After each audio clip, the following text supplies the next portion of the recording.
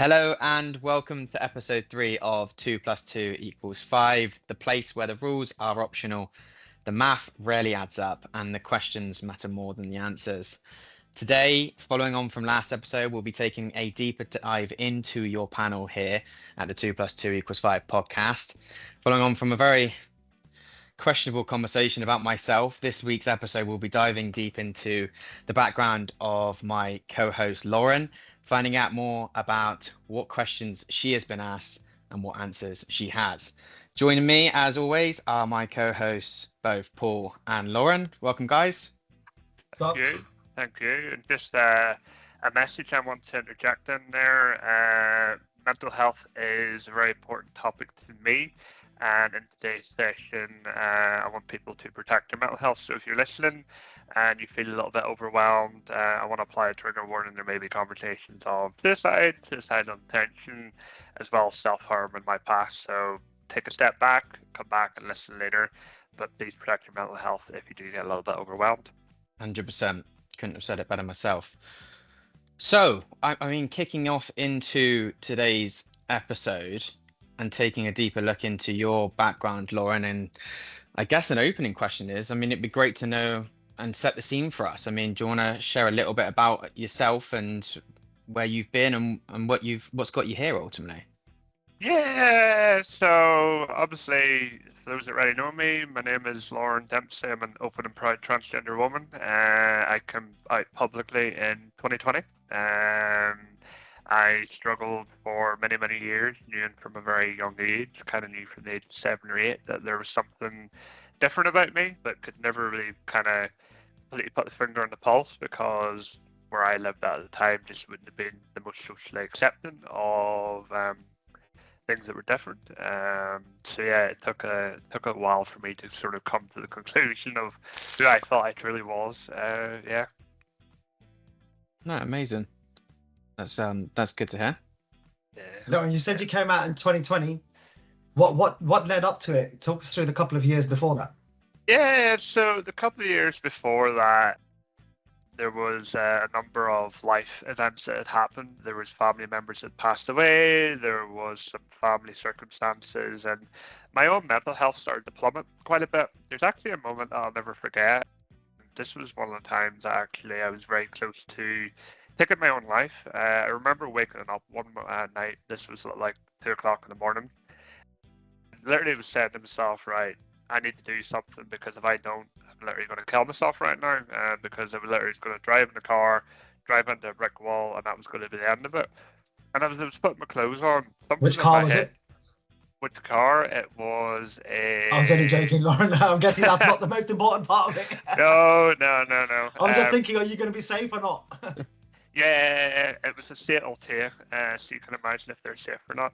But essentially, there was something in my head at that point that said, stop, you need to talk to someone. So I decided to lift the phone and I was like, it's 2 o'clock in the morning, who am I going to talk to?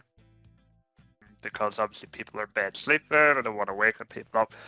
So there's this lady in America. Something in my head said, call that girl in America, because obviously it's going to be early evening for them. And after that, I don't remember anything. I rang her, and after that, I don't remember anything until the next day, where she rang me back and said, hey, are you okay? I was like, I'm tired, why are you calling me? And she's like, you called me last night? And I was like, really? And she's like, I looked at my history, I was actually on the phone for 2 hours, don't remember what the conversation was. She was like, oh, you were talking, it was a mumble. I couldn't understand what you were saying. So at that kind of point, I was like, there's something I really need to go and talk to a doctor about here, because there's just something inside me that I need to get out. And if I don't get it out sooner rather than later, I'm going to probably not be here for much longer.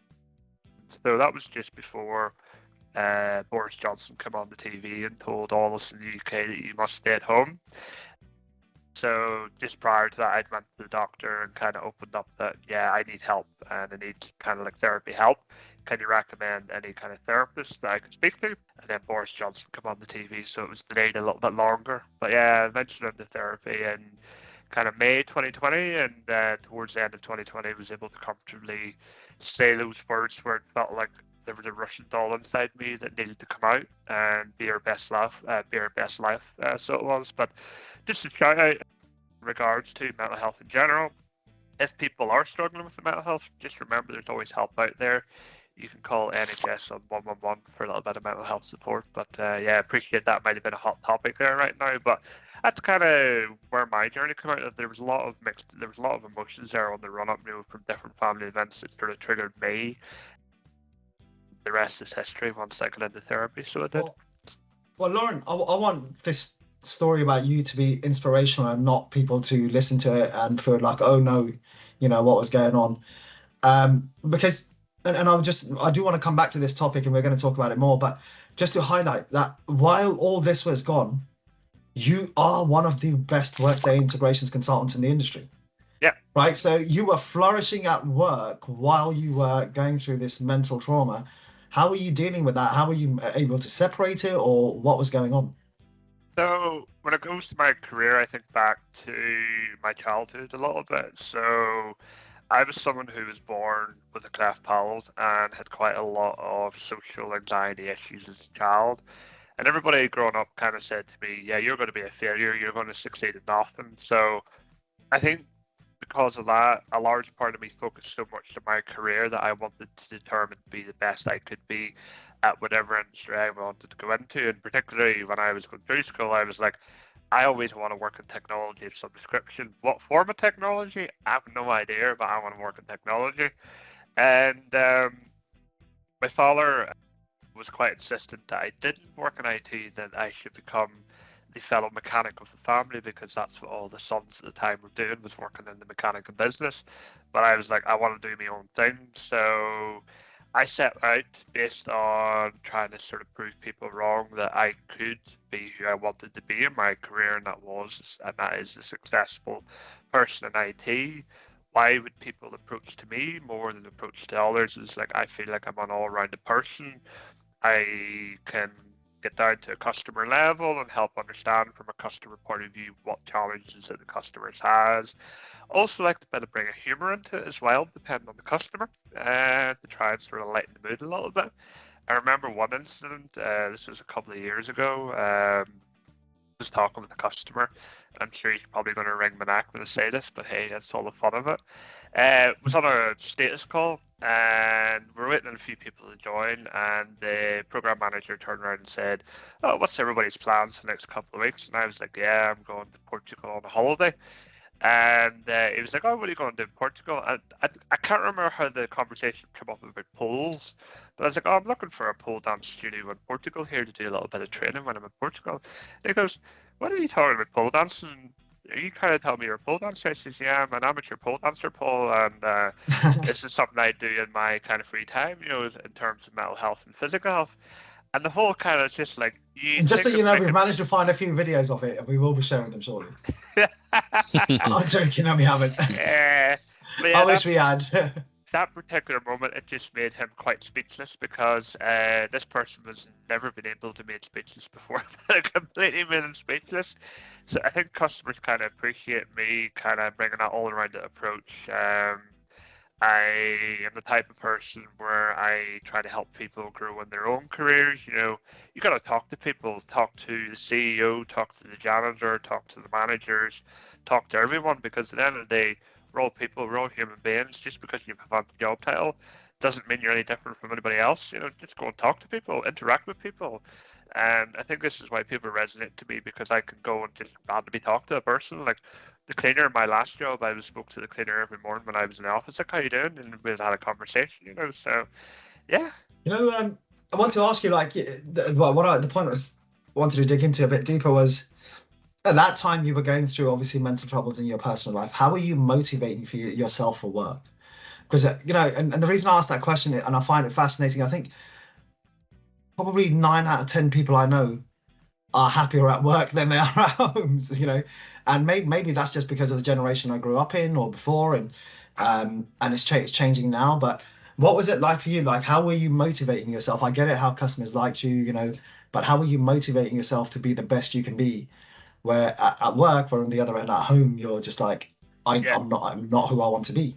Yeah, I was burying my head in the sand quite a lot, but I was putting a brave face on. It's easy to put a smile on. It's easy to sort of put a face on to make you thinking that you are a happy person. And generally, there's a lot of people that can go through life by putting a mask on, because I think when it comes to the kind of I guess when somebody gives you the answer, I'm fine, it's not really fine, is it? correct, it's not like someone could say That should be your sign. yeah, are you okay? And somebody says that, yeah, I'm okay. That's a sign to say that person's not okay. And in those scenarios, it's the simple thing of offering a simple gesture, a cup of tea or a cup of coffee, or just in general have a chat about a topic of conversation that the person wants to talk about a little bit, And for me, I was so focused on my own professional side that I just let my personal life go to the tatters a little bit, because in my family life, change isn't something that was welcomed very easily.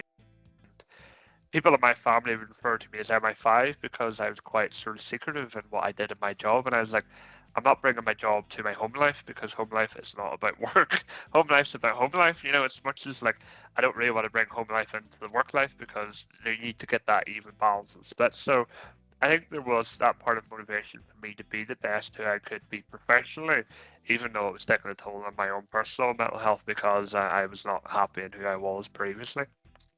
Well, did sort of leading and being great at work sort of inspire you to take control of your personal life? What I'm trying to figure out is can we, as leaders in a business, do more, to help people feel comfortable, that helps them also then, um, inspire them to make the changes and be the same in their personal life? Yeah, for me, like I got to a certain part in my career within Chaos, my last employer, where I was happy and I was like, right, okay, I've learned a lot professionally. Why can I not take what I've learned professionally and try and make my personal life a lot better than what it currently is? Because there's a big thing within Northern Ireland specifically. I don't know if this is within the wider UK, but there's a certain within Northern Ireland where there's a lot of generational trauma there, where people follow the tradition. And I realized I didn't follow the tradition when it came to family traditions in terms of jobs. I broke out of that cycle. So I was like, why can I not break out of the cycle for my own personal life and actually live the best life that I want to live? Why am I continuously putting a mask on at home that I can't be who I want to be? And I was like, I spent the guts of 10 years working my career to be the best I could be professionally by breaking boundaries within the technology world for someone who was told to be a failure. I was like, now it's time for me. And I think Boris Johnson, one of the saving graces that he did give me was he gave me that breathing space when we were told to work at home and stay at home. Because I got a little bit of the breathing space to think about, right, okay, your foot's been on the accelerator for the career for the last 10 years. It's time you took the foot off the accelerator a little bit, because you've got yourself to position. You're in a nice job, you're in a nice role, you're respected professionally. You got to really focus on yourself and actually get yourself into a much happier state personally. Just before we carry on, Lauren, one thing I want to say, I want to ask you a question. How did you like Luke's intro today? I'm so fucking jealous because he did better than me and I don't like it. Some of us are just a natural at presenting, you see. But I've been distracted by that. Like, I just can't focus. I'm just like, this guy's trying to take my job. It's a shared hosting business, you see. Yeah, no one person's in the spotlight on this podcast. We all share the mantelpiece equally. But I think just a quick question for you there, Lauren, I wanted to kind of like revert back to, and something you've said quite a few times there is certainly around your drive to be the best. And you were told you were going to be a failure. Do you feel like your drive was to prove people wrong, or do you feel like it was something else? Because I think everyone has different drives, right? So a big objective was to try and prove the doubters wrong. Of all the people in the past, there was 2 people in this world that actually, or 3 people I should say, in this world that had faith in me. That was my mum, that was my granny on my dad's side, and that was a psychiatrist that seen me as a child. He basically told my mum, it was like, Mrs. Dempsey, we have assessed this child for everything that we can physically think of. Like, this is back in the 90s when things like ADHD, autism wasn't really being considered. But he basically turned around and said to my mum, this child's going to be great at things. You got to nourish this child. You got to look after this child just that little bit extra. But trust me when I say it, this child will be a success.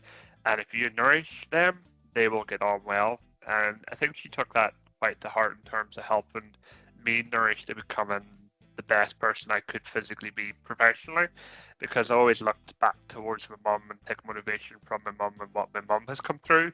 But yeah, I know a large part of that also was the fact to prove people like my dad and other family members wrong, that you can be something outside the spectrum of what family life is, because a lot of my family were farmers, and naturally the sons of them went to work on the farm, or the daughters went and done whatever the mother's done and stuff like that. It's like, I just want to be the best I can at what I want to do and not follow the norm or not follow the tradition. I kind of want to create my own norm, a little bit. Yeah. Yeah. Lauren, little fact for you, my grandfather was a farmer and I was brought up on a farm. What kind of farm? Pig farm, cow farm, sheep farm? Oh no, food farm. We used to grow wheat and we had an orchard. Nice. So corn, wheat, potatoes, all the natural earth stuff that you grow. And orchard was massive: mangoes, apples, pears, bananas. I remember in the summer we should just we had a little farmhouse next to the orchard, and in the summer my granddad and I would just fill the floor up with about 6 inches of water. Yeah. Put a little wooden bed on there and just lie there looking at the fruit and the trees and the leaves. It's like the best life. I have no idea why I moved, but yeah, go on, Luke. Sorry, I interrupted you there. You were asking Lauren. No, I mean, I was just obviously curious to know, because I think a lot of people, don't they? Everyone has their different driving factors, right? And I think it's really good to get underneath the psyche of what drives you. And then I guess the knock on to that is that as you've hit certain levels in your career, like even coming into core team, I think I said to you like yesterday when we had a chat, people were saying you have to get Lauren. How have core team got Lauren? And I'm like, so you clearly hit a level in the ecosystem and within your profession now. What is your driving point now? Because you've been through so much, you've achieved so much. What's your driving point now? My driving point for the customer base is making sure the customers are getting the best out of their investments at the end of the day, because customers spend a lot of money on cloud software, and you want to get the best out of your. So it's bringing my knowledge and expertise to the client base to making sure they're getting the best use out of the tools that they have within Workday. Someone on a call recently referred to me as the ninja guru that can sort of make things work in Workday that people can't make things work, So well, there's a will, there's a way with Workday. Even if it's not the cleanest, there is a way to make it into a clean way using different frameworks, different technologies, and all that. So yeah, it is possible to break Workday to the point of doing stuff that it shouldn't do. I was literally about to say to producer Rao, clip that and we'll put that as a case study to customers. But then you mentioned breaking Workday, so I think that bit's gone. Lauren, I want to ask you. Obviously, people have big events happening in their life, right? And you obviously had a big event in yours in transitioning over when you did. And at that time, you were also doing well at work. So can you talk me through maybe the thought process, the thinking that you went through your head? Was it all about what's going to happen in your personal life, or did you ever think, how is this going to affect my career or anything like that? That was actually a super scary time, because there always was a part of me thinking, shit, what way is this going to impact my career? And in most circumstances, it hasn't hugely impacted. There is some impact, but I remember working with the people support team in my previous employer, Kanos, that had us say, I want to come out and work. They like change my name, do all that funky stuff. But kind of on the run up to kind of telling people, what change was about to happen was quite a scary moment, because I remember sitting one night getting ready to send the email to, I think there was about 200 people on the blank CC, and about 180 of them weren't really expecting the email, to be fair. But yeah, there was always part of me thinking, fuck, this could go badly wrong, and people could basically just disrespect me or just don't want to acknowledge me. And there was a few bad eggs that maybe did want to sort of disrespect me, but in the most circumstances, most people sort of came with open arms, with love and support, at the end of the day.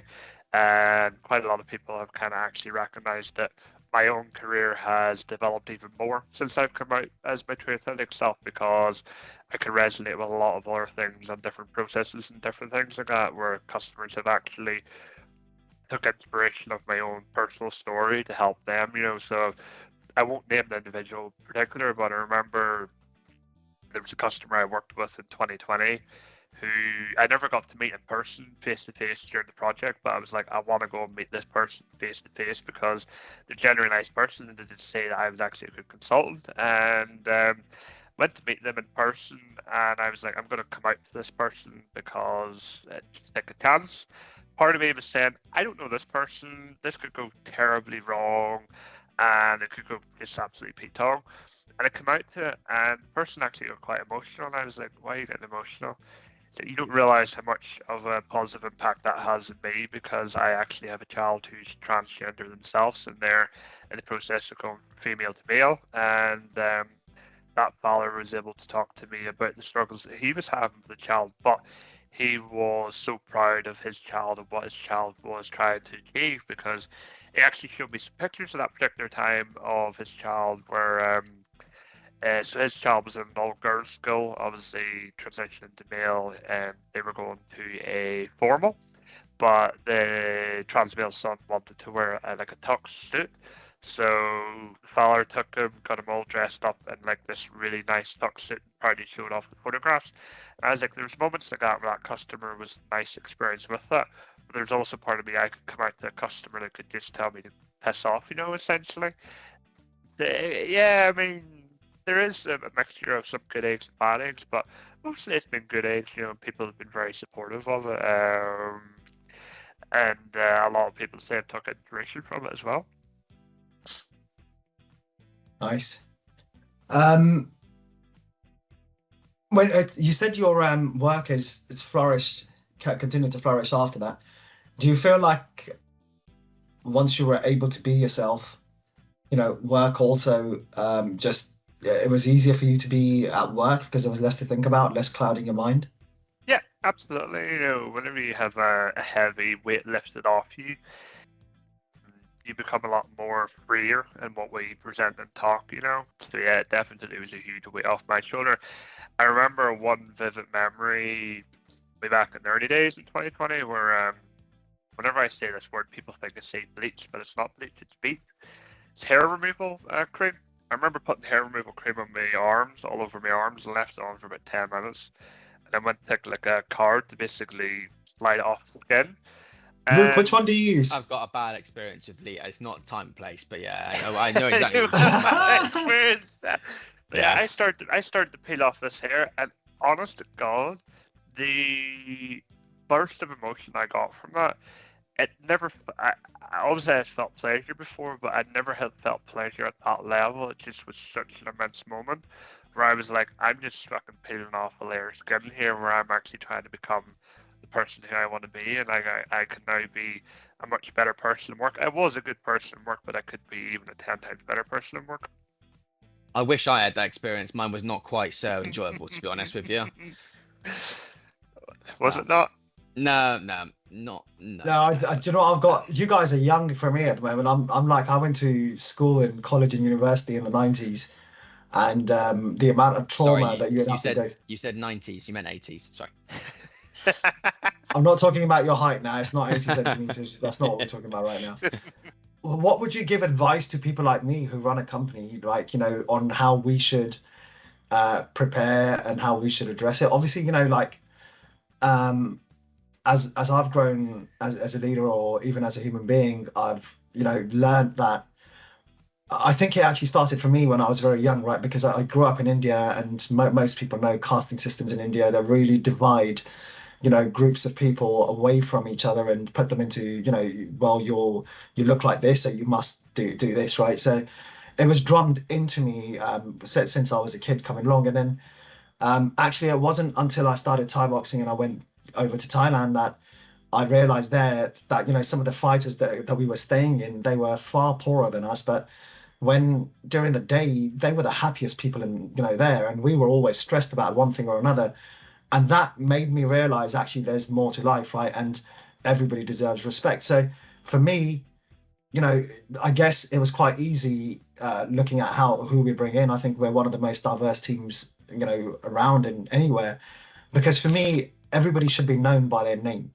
Yeah. It doesn't matter to me whether you're a male, whether you're female, or whether you're transgender. I really don't care. For me, you're Lauren and you're Luke, you know, and you're great at what you guys do, and I get on with you guys people, and that's what I should be hiring.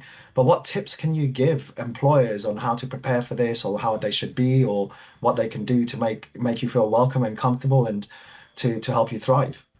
Yeah, I'll answer that question second. I just want to come back to a point there. You made an interesting point about going from India to Thailand on a holiday, and actually, one of the moments that helped change my life was a holiday I took to Indonesia in Bali.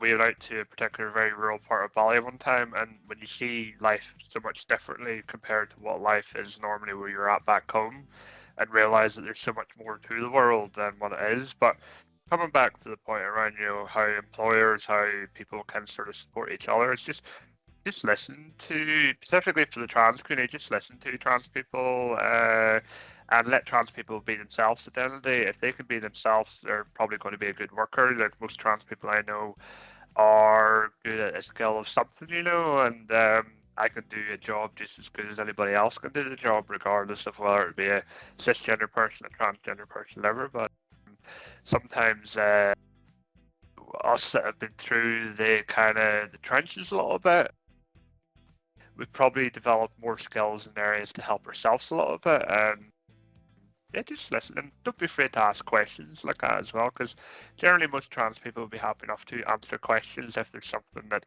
you're not particularly sure on, or maybe want a little bit of sort of guidance on to sort of help approach it. But yeah, listening to trans people helps, and even bringing in like someone from the LGBT community to speak at a particular Pride event that you might be hosting, or if you're maybe just looking to raise a bit of an awareness, then that's also a unique opportunity as well to bring someone in from the community and sort of hear lived experiences.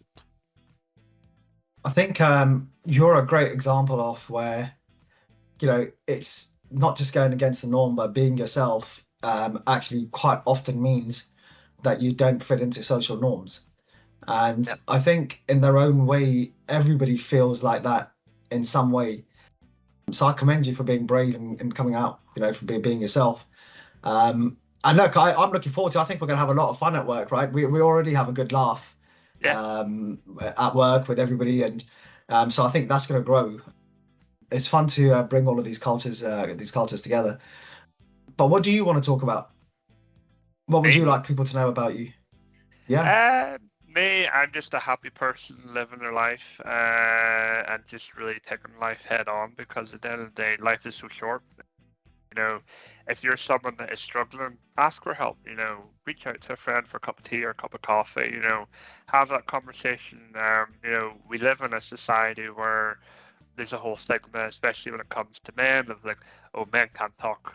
Men, you should man up. No, it's not about manning up. It's about opening up so you can actually help yourself. And I feel before I come out as Lauren, I struggled for that for a long time, because growing up in a society where people struggled to talk, it was like, well, how am I supposed to talk if these people can't talk? So, yeah, don't be afraid to speak up. Get the help that you need, get the support that you need. I'm a pro activist of saying everyone needs therapy at some point in their life. It's always good to have a good therapist, someone you can sort of bounce off and get support off. But yeah, me, I'm a technology nerd by day, and I like to be a cabaret performer at night. Well, we're going to get into your cabaret performing on another day. I was going to bring that up. That you kept that well hidden today. You didn't speak about that. Sure. While you're thinking of what you were trying to say, a few things I do want to add in.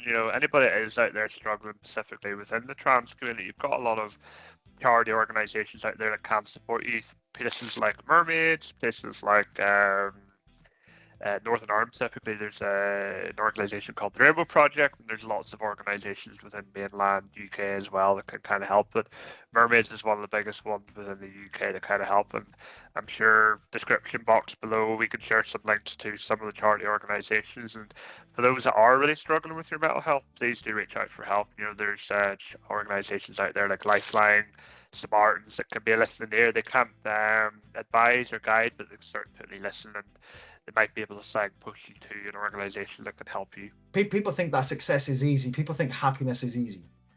You know, and even at work, in life, and to achieve anything, to get anything.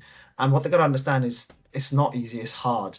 You know, but once you put in the hard work and you go through the pain, there's a hell of a lot of fun on the other side. Like you mentioned, you know, you're now doing cabaret, you're going to like pole dancing, doing all sorts of things. That, you know, but it must have been, you know, how do you feel now about having, you know, I don't know if you can even imagine this, you know, that kid that, you know, in 2020, the day before you decided to come out, you know, how is that person compared to today? You know, like, what advice would you give that person? The advice I would give that person is just trust the process and believe in yourself. You know, good things will happen and you will become a lot happier person. And for me now, living my happy life has allowed me to do much, much more in life.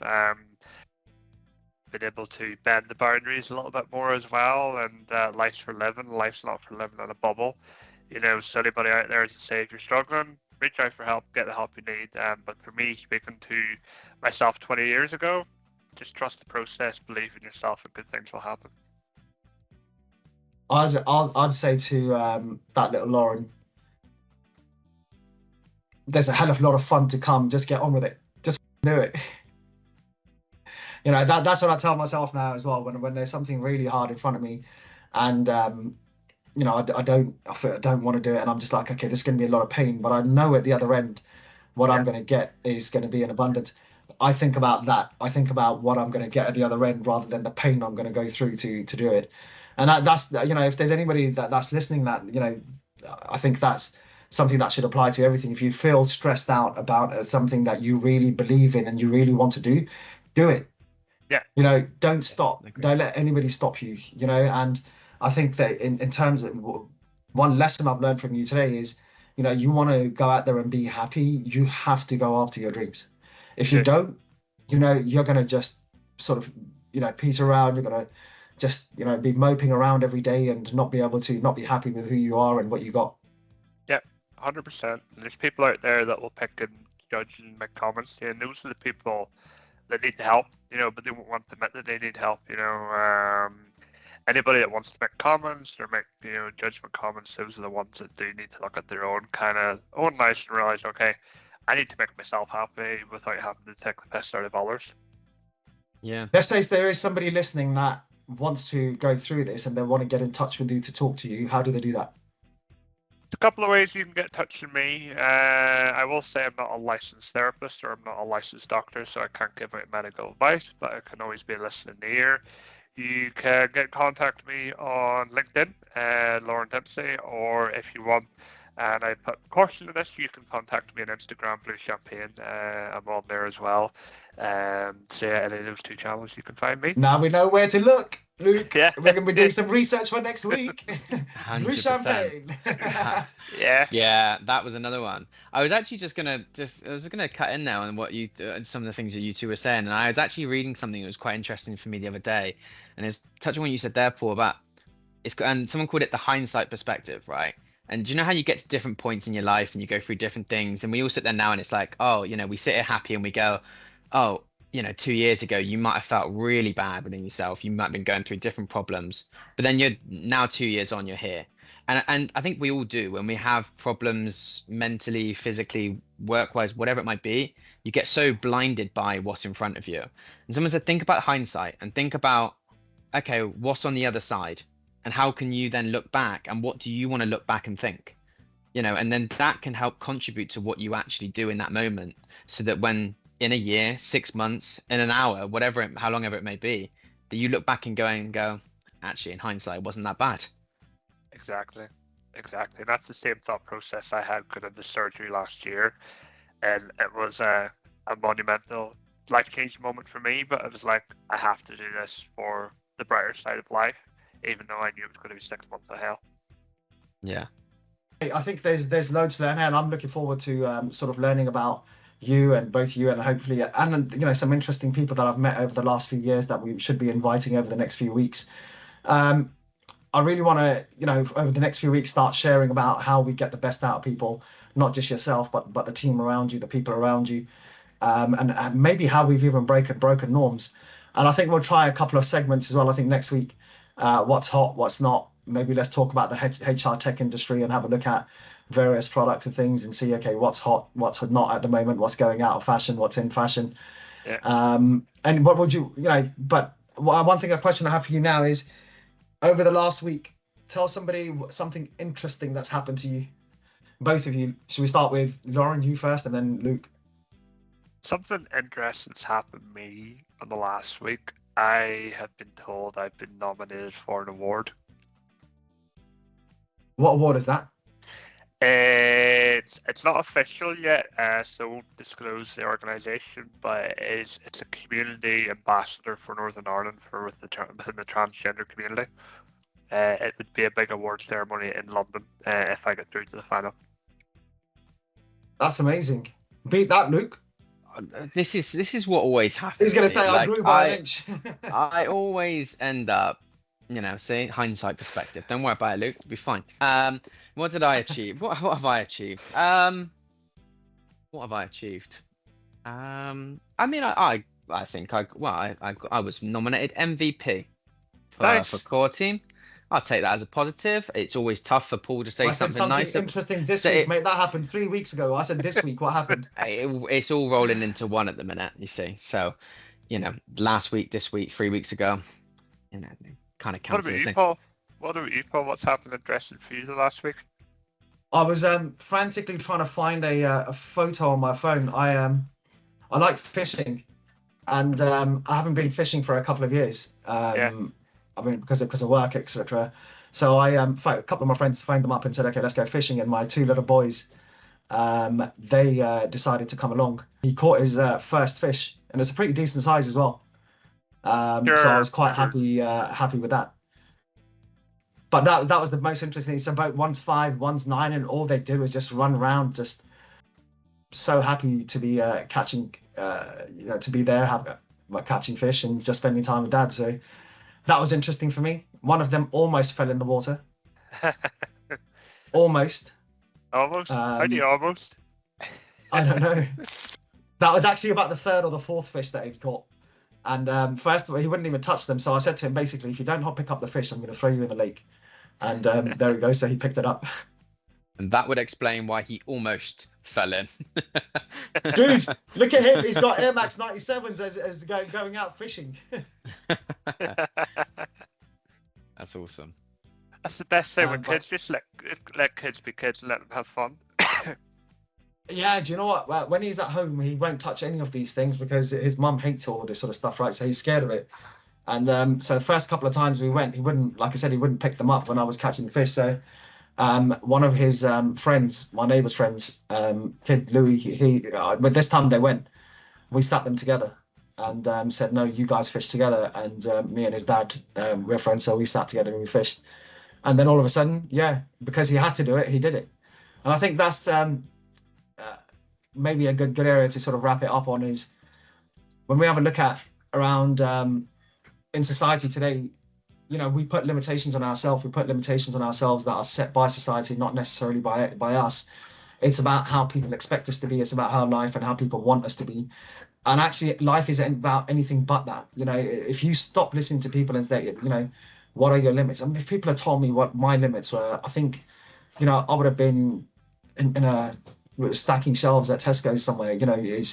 So it's breaking boundaries and just believing in what my favorite saying is when somebody says you can't do this, I say to them, well, no, I can't do it with you. So 100%. But yeah, Luke, I'm going to pass it over to you. You did such a good job of the intro. You can wrap it up. Yeah. See, this is where I do a you moment, and I haven't really planned or prepped this. As you can tell, we're still in episode 3, so we let Laura wrap it up. Outros. We don't really do too much of this prep work. We try to be an off-the-cuff podcast here at 2 + 2 = 5. But no, I think from my side, it's been super interesting. As I say, like me and Lauren don't spend a huge amount of time in the different areas within the business. So just learning more about you today and getting to know more about your journey, your story, it's fantastic. And I definitely appreciate spending time with both of you here today. But look, a little bit of a teaser into next time. It's going to be a very, very short episode because we are going to be delving into the world of Mr. Paul Bogle. I thought it So, was about you because it was short. same. But I think we're all going to be interested, including the listeners, to really kind of understand, how you got here. Look, at the end of the day, I mean, you've achieved some amazing things, right? So it'd be great to understand your psyche, how you got here in your journey a bit more. But certainly from me, and I We should believe, definitely give a health warning for next week to everyone. yeah, we've done the clips in the wrong one, really, haven't we? It's going to be a big one. But no, look, everyone who's listening, and to everyone who's not listening, thanks for joining us or not joining us. And from me, Paul, and Lauren, we will see you next time. Thank you. Bye-bye. See you. Bye-bye.